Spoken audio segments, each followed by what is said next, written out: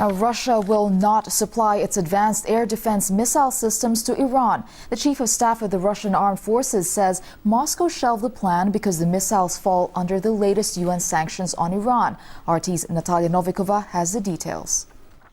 According to Russia's chief of staff, Russia is not anymore going to sell its S-300 anti-missile defense systems to Iran due to the recently imposed by the UN Security Council sanctions against the country's nuclear program. And those sanctions suggest that any sales of conventional weapons should be limited to the country, including military planes, military helicopters, tanks, and of course anti-missile defense shields. Now, the initial agreement between Moscow and Tehran was signed back in 2007 when Russia has agreed to sell 5 sets of S-300s to the country.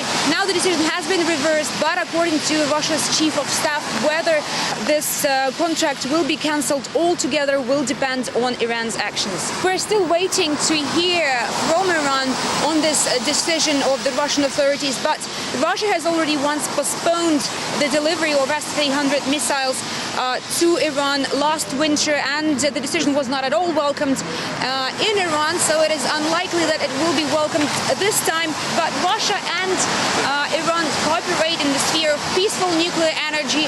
Recently, they built together a nuclear plant, the first nuclear plant in Iran, in the city of Bushehr. So it does look like there's a strong cooperation between the two countries in that sphere. So we still have to hear from Iranian authorities.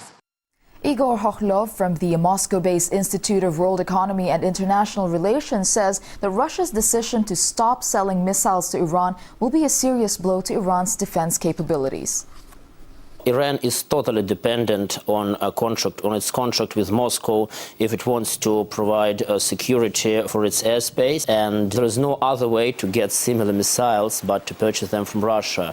Russian S-300 complex, it's not only missiles, those are launch pads, those are radar facilities and so on, is the state-of-the-art equipment, and international experts all agree to that. I guess it will affect the relations with current Ahmadinejad regime in Iran, but I think Iranian authorities have to understand the message from international community. They have to change something in their attitude towards the outer world, and they have to think twice before going on with their nuclear program.